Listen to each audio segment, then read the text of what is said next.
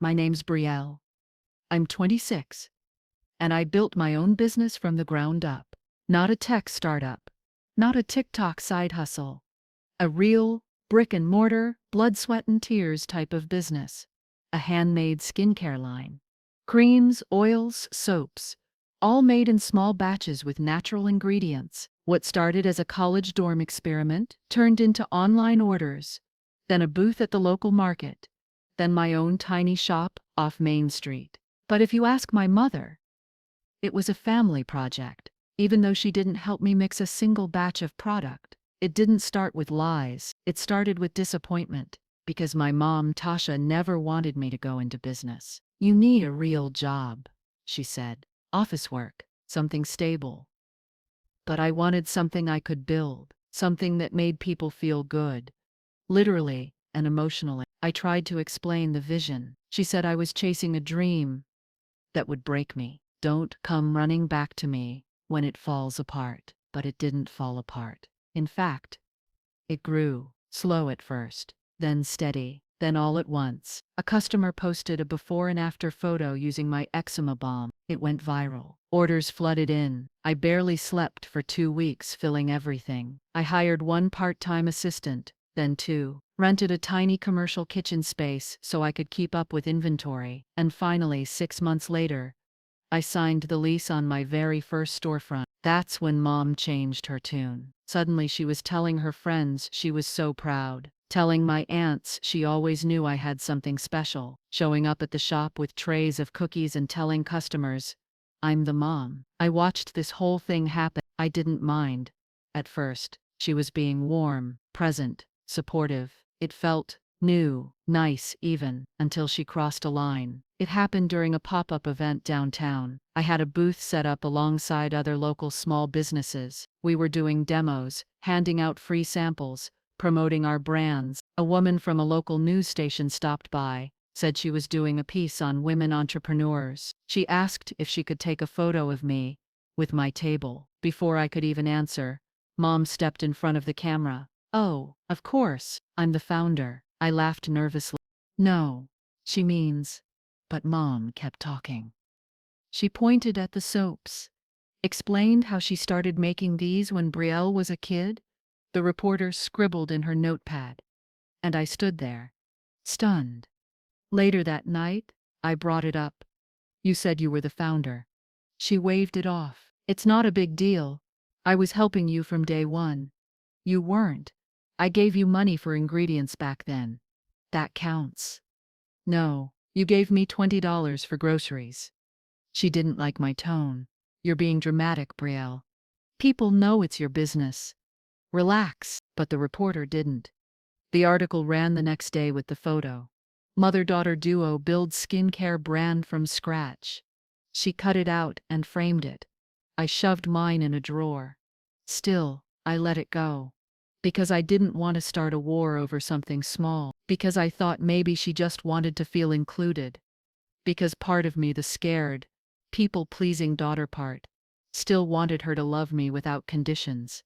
But things got worse, much worse. It started with the email, clients reaching out for wholesale orders, but sending them to her. Turns out she'd started giving out her email at events. Then came the business cards, with her name on them. And finally, the podcast.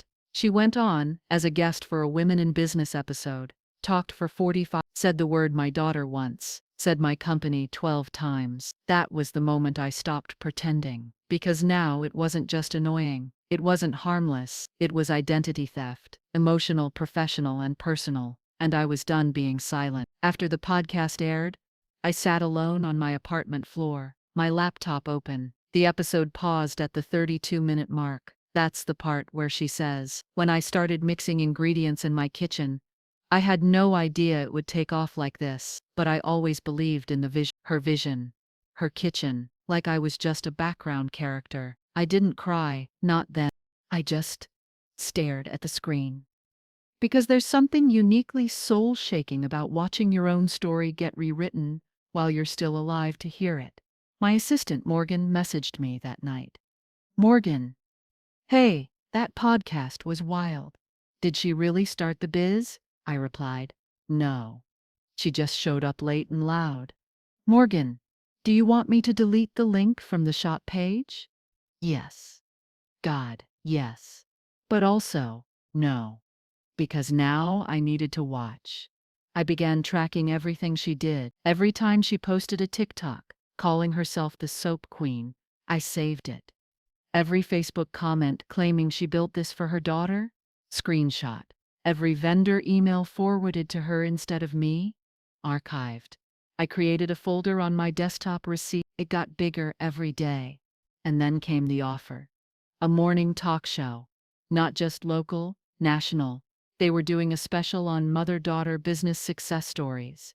Someone had pitched her. She said yes. And she told me after it was booked, "You're going to fly out with me, right?" she asked, like it was a favor.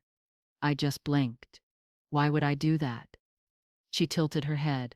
Brielle, this is big. For both of us. Are they even expecting me? They said it was fine. I mean, you're technically part of it. Technically. The nerve. That night I called Danny, my old roommate, my best friend, and the only person who had seen me cry in every stage of life. She didn't even say hello when she picked up. Just, what'd she do this time? I told her everything. The podcast, the business cards, the national TV appearance. You gonna stop her? I sat on my bed, staring at the framed certificate from my first business grant. No, I whispered. I'm going to let her go. Danny was quiet. Then you're planning something? Of course I am. Because here's the truth. My mom spent 2 years mocking me for making soaps in a borrowed kitchen. 2 years calling my business a hobby. And now she wanted this spotlight. Fine, she could have it. But I'd be right there when it burned. The day before her flight, she stopped by the shop. She brought pastries and 3 new business cards with her face on them. I wanted to scream, but I didn't. Instead, I smiled. Have fun, I said. I will, she beamed. And maybe you'll get some orders out of it, too. Oh, I'm sure I will, I said. The moment she left, I made 2 calls to the TV show's producer. To my lawyer, the producer's name was Madison. I introduced myself as the actual founder of the business. She was polite, but hesitant. We were under the impression this was a co-owned venture. I sent her a file. The receipts, folder, emails, tax records, business license, product photos from the first day. Even a voice memo of Mom saying, I don't even know what half this stuff is. Brielle, it smells weird. Madison called back 20 minutes later. Would you be willing to join the segment? Quietly, I asked. We'd like to film her interview as planned, but we'll follow it with yours. Leave, unedited. I said yes. Then I called my lawyer. I wanted a cease and desist drawn up. Trademark infringement. False representation. The whole deal. He drafted it fast. Because this wasn't the first time I'd asked for protection from my own parent. I flew out alone. Stayed in a different hotel. Rehearsed my version of the truth in front of the mirror. Not angry. Not bitter. Just facts. Chronological. Emotional, but calm. Because I didn't want revenge. I wanted clarity. The morning of the show, I watched from backstage as she was mic'd up, wearing my brand's colors, smiling like she was born for this. She waved to the crowd, said her rehearsed lines, told the story again. The fantasy version. My daughter helped, but I was the driving force. I've always had an entrepreneurial spirit. I almost choked. The host thanked her, applauded her dedication, and then they turned to me. I stepped onto the stage with my heart thudding so loud, I could feel it in my fingertips. The lights were hotter than I expected. The set smelled like hairspray and tension. My mom turned when she saw me. Her face twitched. Not full panic. Not yet. Just confusion. Why is she holding a mic? The host, Rachel, gave me a warm smile. We're joined now by Brielle, the co-founder of Lavender and Honey Naturals. I corrected her, gently but firmly. Actually, I'm the sole founder. A few murmurs rippled through the audience. My mom blinked like she hadn't heard right. I didn't look at her. I looked at the camera. I started this business in college. I mixed every formula. I tested every batch on myself and my friends. I built the website. I fulfilled orders out of my dorm. Every product on our shelves today came from recipes I wrote by hand. The host tilted her head. But your mother mentioned it was a collaborative effort? I nodded, slow. And then I dropped it. She wasn't involved in the business until it became successful. And since then, she's given interviews claiming credit for my work, passed out business cards with her name as founder, and even redirected clients away from me. That's not collaboration. That's theft. Dead silence. My mom leaned forward, her voice sharp. Brielle, what are you doing? Now I looked at her, and I smiled. Correcting the record, I turned back to the host. I brought documentation, emails, texts, screenshots, and my business license, dated 2 years before she ever stepped foot in my store. Madison, the producer, handed Rachel a folder. Live, on air. Rachel flipped through it, eyes widening. The audience began whispering. You could feel the shift. Mom tried to laugh. She's twisting things. She wouldn't even have started this business without my support. I cut in, calmly. You mean the $20 you gave me for groceries in 2019? More laughter from the audience. Her jaw clenched. Rachel asked, Tasha, did you in fact present yourself as the founder in these interviews? My mom stammered. I never meant to. I was just proud. I wanted to support her. So you used her identity to elevate yourself? I asked, still looking at Rachel. You wanted the praise, the success, but none of the risk. She didn't respond, because there was no defense. That's when the footage aired. Madison had queued it up just like we planned. Clips of Mom saying, I created this brand. I started making these when my daughter was little. I've always believed in helping women feel beautiful. Lies. Lies. All of them. And then the kicker. A clip of her saying, my daughter helps me sometimes when she's not too busy. The audience gasped. Rachel turned to me. How has this impacted you? And I said what I'd rehearsed 100 times in the mirror. Imagine pouring everything into something. Years of sweat, doubt, late nights, and the moment it finally starts working, someone walks in and acts like it was theirs all along. And that person is your own mother. Silence again. Then applause. Not polite. Not pitying. Real. My mom tried to save herself. Tried to act like this was some misunderstanding. But no one was buying it. Especially not when I said, a misunderstanding ends with a conversation, not a cease and desist. And I handed her a sealed envelope right there, on air. Cease and desist. Trademark violation, misrepresentation, unauthorized use of brand identity. Her eyes went glassy, mouth opening and closing like a fish. Rachel turned to the camera. Well, I think that's a wrap for this segment. Backstage, the staff gave me nods. A few whispered, good for you. Madison hugged me. I've never seen anything like that. You were incredible. I wanted to cry, but not from sadness, from relief. Mom didn't speak to me after. She left through the back, flanked by a quiet producer and her own humiliation. And I left through the front, straight into the morning sun, with a microphone in my bag. And the truth finally told. That night, I turned off my phone, curled up on my couch with a blanket and a big bowl of popcorn, and I watched the replay. My face, my words, my story, out there, clean, unedited, mine.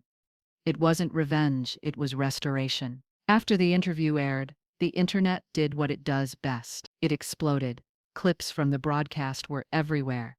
TikTok, Twitter, YouTube Shorts. Daughter exposes her own mother live on national TV. Mom tries to steal credit for her daughter's business and gets roasted. Real-life soap opera, literally. I didn't share any of it. I didn't have to. The world had finally said what I'd been screaming inside for years. That's not love, that's control. I thought maybe she'd call, even just to yell, but she didn't. Not the day it aired, not the next day, not even a week later. She went quiet, like a fire finally put out, and you'd think that would bring me peace. It did, but it also left a strange ache, the kind you feel when a storm passes and you realize the silence is what home should have always felt like. I didn't gloat, didn't post follow-ups, didn't celebrate with champagne. I just went back to work because that's what real builders do. We show up, even after someone tried to tear everything down. A few weeks later, I was restocking soaps when a woman walked into the shop. She looked familiar.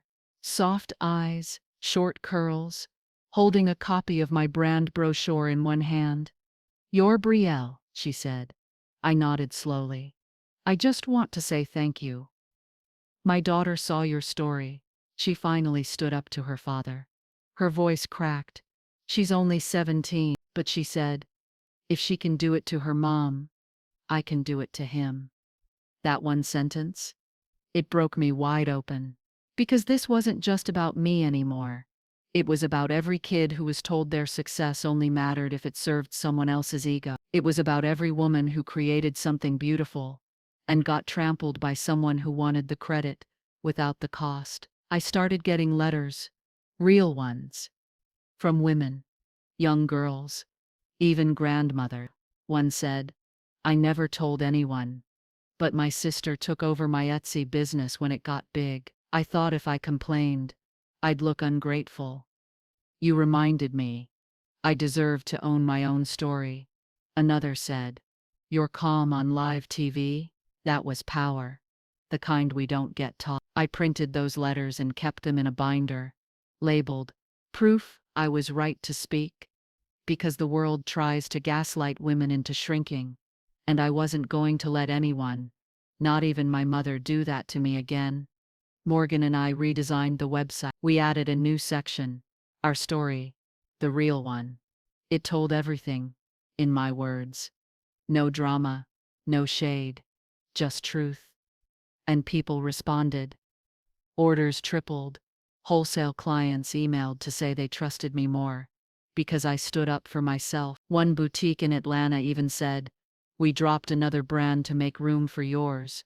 We don't work with liars." Then one day, an email came from a producer at another network. This time, it wasn't about her. It was about me. They wanted to feature my story. Solo. No twist. No duo. No lies. Just me. "You've inspired a lot of people. We'd like to invite you to speak on our Women in Business series." I said yes. The night before the taping, I wrote out what I wanted to say. I wasn't going to relive the betrayal.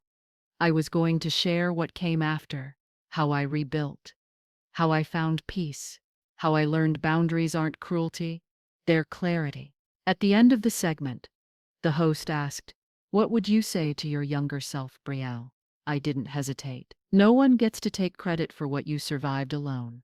If they weren't there in the struggle, they don't get to stand beside you in the spotlight. And that spotlight? It felt good. But it wasn't what made me feel whole. What did? Walking back into my shop, seeing Morgan laugh with a regular customer, hearing the chime of the front door, the smell of lavender and citrus, my real name on the sign. Because now, everything in this space was earned, truthfully, legally, emotionally, and no one could take that again. I hadn't heard from Mom in over a month. Until one morning, I got a voicemail. "Brielle, I saw the latest interview. I didn't know you were still so angry." Pause. "I wish we could talk." Another pause. "I miss you." Click. I stared at the phone for a while. Then, I deleted the message. Because I didn't need guilt.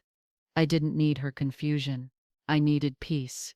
And that's what I chose. Peace doesn't come like a thunderclap. It comes like a whisper, a steadying breath, the absence of panic when your phone rings, and it's her name, and you don't feel obligated to pick up. because for the first time in my life, I knew I didn't owe her anything. Not an explanation, not a reaction, not even space, but still, memories have their own way of knocking. And the more I stepped into myself, the more I started remembering all the times she'd done it before. Not on TV, not in front of strangers, just in our kitchen, our living room, at school, at church, at holidays. Quiet theft, the kind that chips away at you before you know it's even happening. I remembered when I was in 4th grade, and I wrote a poem that won the school's spring contest. The principal invited me on stage. When I came down, shaking and beaming, Mom was already standing next to my teacher. "She gets it from me," she said, laughing. Later, in the car, I said, "You didn't even like it when I showed it to you." She shrugged. "Well, now that it's good, I do." Another time, in high school, I baked cupcakes for the school fundraiser. From scratch. She told everyone at the church that she made them, even printed little tags with our last name. Not mine. "I'm just helping you look professional," she said when I got upset. But she took the compliments, the praise, the pride, and I learned, slowly, painfully. If she was involved, it wasn't mine anymore. That's what made the business so sacred to me. Because for the first time, I didn't ask her permission. I didn't run it by her, didn't wait for approval, didn't beg her to believe in me. I just built it. And when she came sniffing around after the success, I should have known. She wasn't there to support. She was there to take. Now, I looked at the life I'd reclaimed and realized how many years I spent making myself small to keep her big. But I was done. Done minimizing. Done dimming. Done pretending she hadn't tried to steal my name, my work, my story, and make me say thank you for it. That week, I was invited to speak at a women's empowerment event, hosted by a local nonprofit, not as a vendor, as a keynote. When I arrived, the organizer hugged me. "We've been following your journey for months. The way you stood up for yourself, that was brave. But what you've built since, that's power." I nearly cried, not because she said it, but because I believed it. The event was held in a restored theater downtown. Red velvet chairs, golden light, a full house of women, some professionals, some students, some mothers who just won an hour to themselves. I took the stage, no notes, no script, just truth. I used to think speaking up was rude, I began. I thought defending my name meant I was selfish, that correcting someone made me ungrateful, especially if that someone was family. I paused. I don't believe that anymore. Soft claps. Not loud, but the kind that says keep going. My mother took credit for my business. Not because she needed it, but because I let her take it for years, piece by piece, project by project, win by win. Until finally I said no more. Now the applause grew. A woman in the second row wiped her eyes. I didn't burn it all down. I didn't scream. I didn't plot revenge. I just spoke, clearly, calmly, and publicly. And the truth did the rest. Afterward, dozens of women came up to me. A college student who said her stepmom used her scholarship essay to apply for a grant. A middle-aged woman who whispered, "My boss keeps taking credit for my pitches." A teenager who said, "Your story made me believe I can start over." I hugged them all. Because I knew that feeling. The shame of being stolen from, and the deeper shame of not saying anything about it. But I also knew what came next. Strength, freedom, clarity. That night, I posted something simple on Instagram. A photo of my shop's front window, the sun catching the gold lettering. Lavender and Honey Naturals, founded by Brielle Carter, 2020. No caption, just the image. And the comments flooded in. "The real founder. She built this. Proud of you. We see you." And that was enough. Not fame, not revenge, recognition. On my terms, for my work. I hadn't seen her in person since the day I handed her that envelope on live TV. Weeks had passed. Then a month. Then two. The silence between us became its own kind of language. One I didn't miss, one I didn't mourn.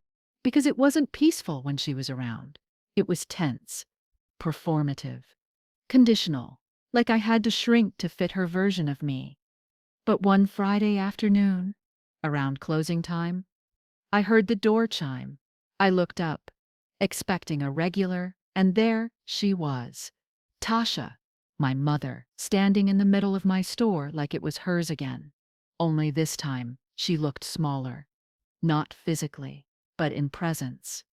Less hair, less makeup, no designer purse, just her.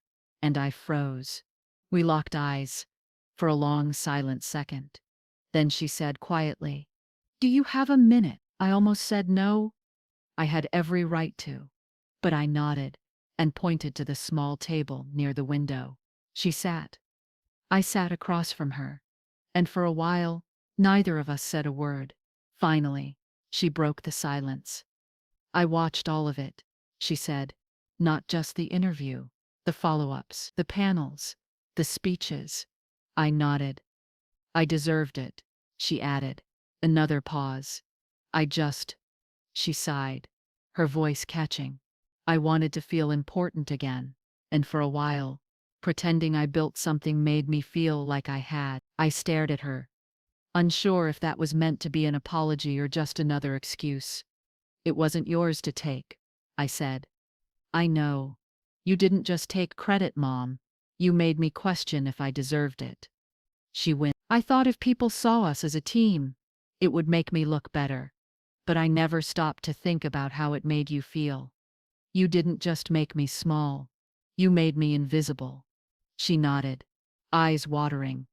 "I'm sorry, Brielle. For all of it. I didn't realize I'd spent years resenting your success because I didn't feel like I had my own." I stayed silent. Because part of me still didn't know if I trusted her words. But I appreciated hearing them anyway. She reached into her bag, pulled out a stack of business cards, the ones she made with her name under founder. She held them up. "I destroyed the rest," she said. "These are the last ones."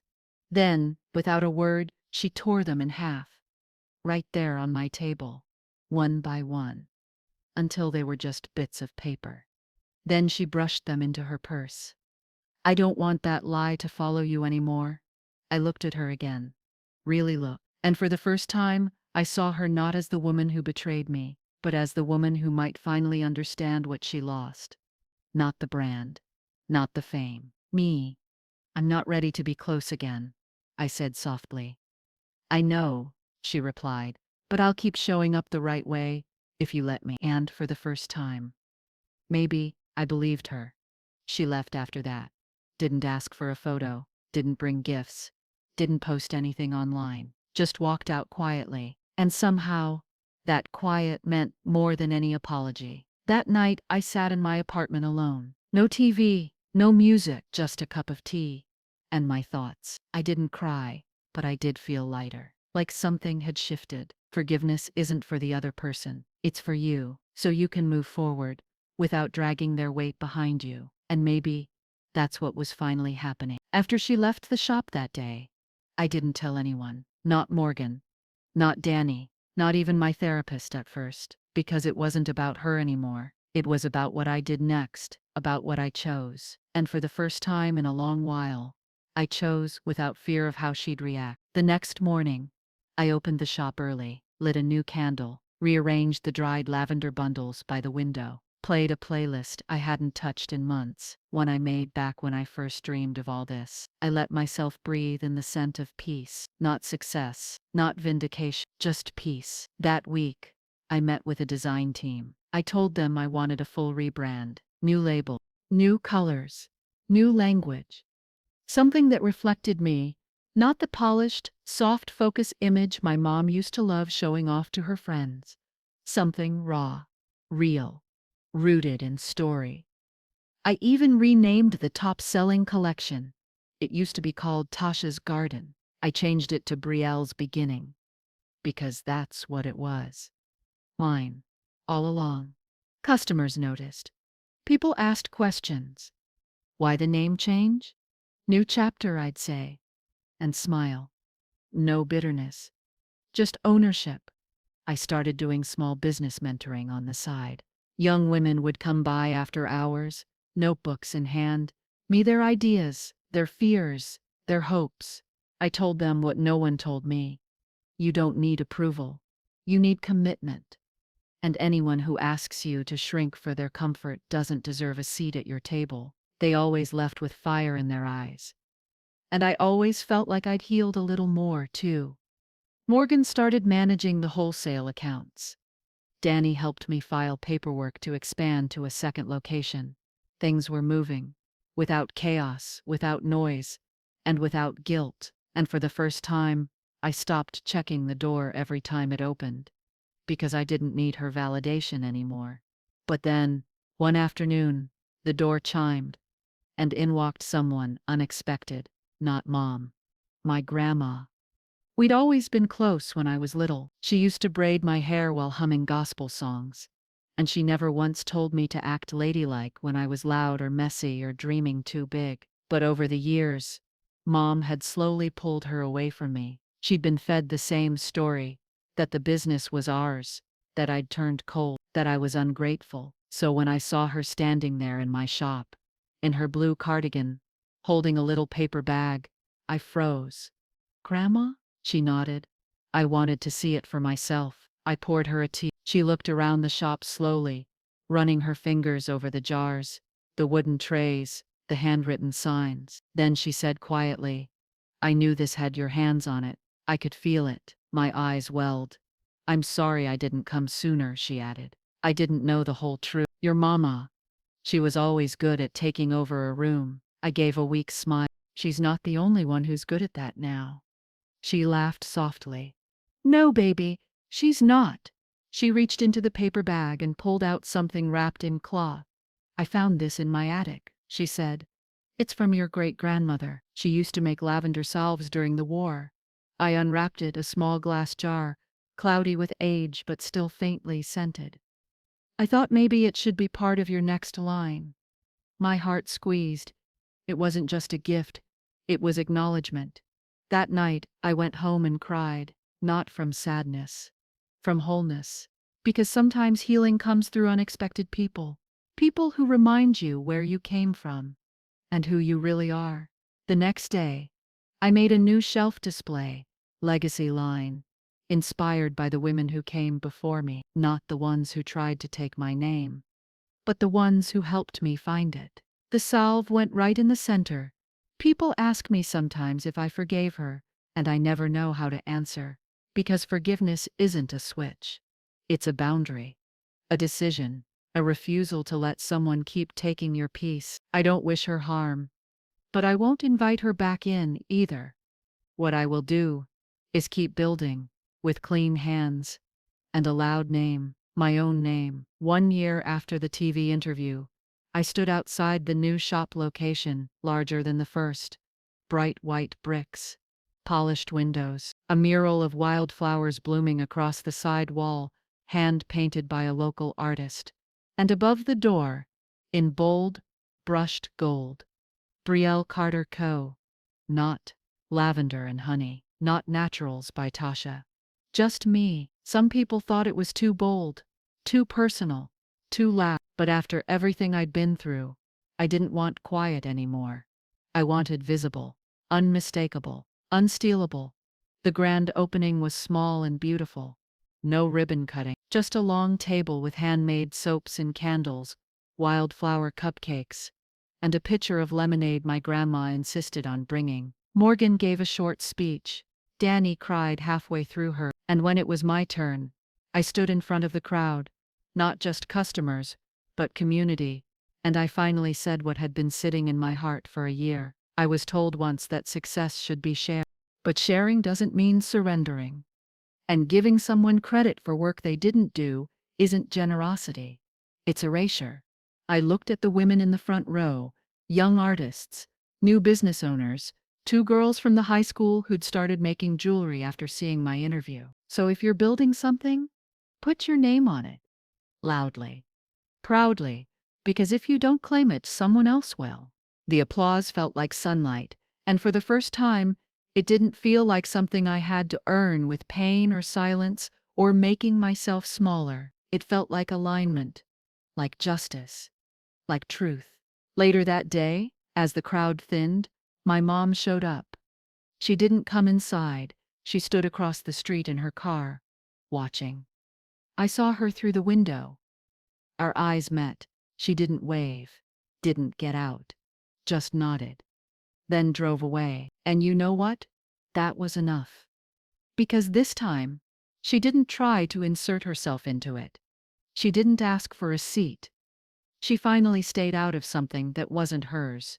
And that, in its own way, was a kind of healing. That evening, I walked through the new shop alone, running my fingers over shelves I built, reading thank you notes taped near the register, looking at the Legacy line display where Grandma's salve now sat in a velvet box. And then I saw it, the reflection of the new sign in the glass. Brielle Carter Co.